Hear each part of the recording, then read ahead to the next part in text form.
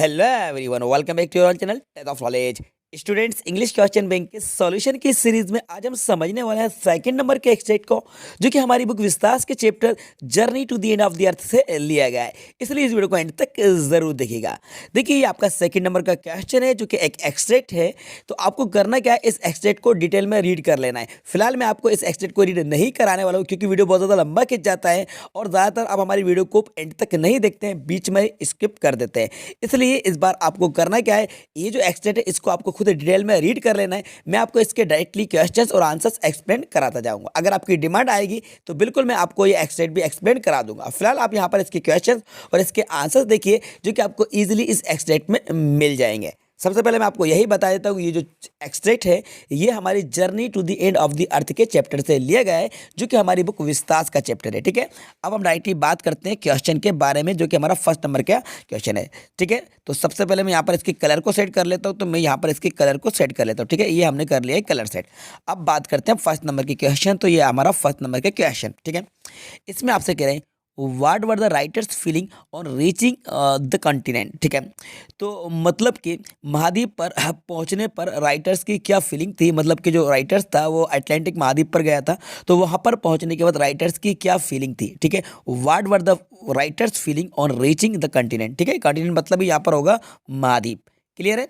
तो अब देखिए, ऑप्शन आपके सामने हैं। पहला है of relief and amazement, tired and fatigued and sad none. तो बच्चों, इसका राइट आंसर होगा आपका ए वाला। ठीक है, ऑफ रिलीफ एंड अमेजमेंट। अब आपको पता कैसे चलेगा ए वाला कैसे होगा, आपको इसको सर्च करना है। देखिए, यहाँ पर मैं आपको बता देता हूँ, ये यहाँ पर आपको दिखेगा relief followed up and immediately and profound wonder. मतलब यहाँ पर अमेजमेंट हुआ, आश्चर्य हुआ और रिलीफ हुआ।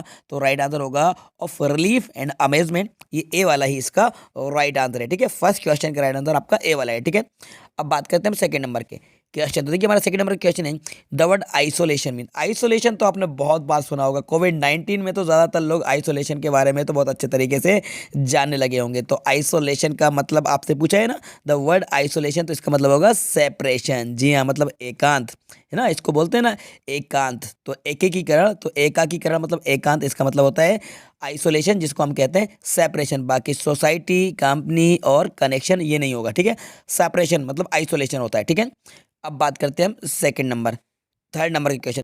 दोस्तों, मुझे पता है आप सब परेशान हो। सीबीएसई ने पैटर्न बदल दिया है हमारा, बट टेंशन मत लीजिए।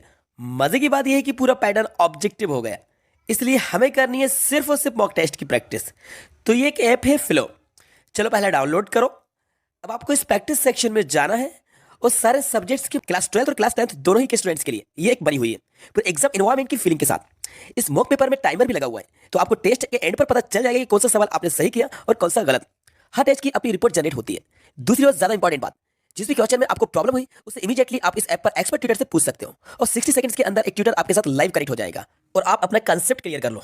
अभी इंस्टॉल करो और इस बार बोर्ड में आप 100% स्कोर टारगेट करोगे। क्वेश्चन ठीक है, सेकंड होगा। थर्ड नंबर क्वेश्चन है what kind of atmosphere does Antarctica have.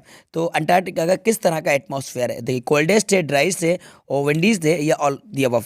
तो हम चलते हैं थोड़ा सा ऊपर ऊपर की तरफ जाएंगे तो हमें पता चल जाएगा। आप यहाँ पर देखिए, आपको कोल्डेस्ट भी दिखेगा, ड्राइस्ट भी दिखेगा और विंडीज भी दिखेगा। ठीक है, तो ये सभी तरह का एटमॉस्फेयर अंटार्कटिका में है। तो राइट आंसर हम किसको लेकर चलेंगे, ऑल दी अबव। डी वाला हमारा राइट आंसर है, ऑल द अबव। ठीक है, ऑल दी अबव हमारा राइट आंसर है, डी वाला। ठीक है, अब क्वेश्चन आपका 4 है find out the word from the above passage which means part of the earth environment in which living organism are found. Okay, तो आपको इस पैसेज में से एक वर्ड को फाइंड करना है, जिसका मतलब ये है कि पार्ट ऑफ द अर्थ, मतलब कि अर्थ का एक ऐसा हिस्सा यहाँ पर लिविंग ऑर्गेनिज्म पाए जाते हैं, तो उसको आप क्या कहेंगे। तो इसके लिए मैं आपको ऊपर लेके जाऊंगा और ऊपर थोड़ा सा मैं लेकर जाकर आपको एक वर्ड के बारे में बताऊंगा, जो आपको वर्ड दिखेगा इकोस्फीयर। ठीक है, इकोस्फीयर ये हमारा राइट आंसर होगा। इस वर्ड को आपको राइट कर देना है। ठीक है, ये वर्ड हमारा राइट आंसर होगा, इकोस्फीयर इसको कहा जाता है। ठीक है, तो ये हमारा सेकंड नंबर का एक्सटेट था और इसके सारे क्वेश्चन मैंने आपको एक्सप्लेन करा दिए।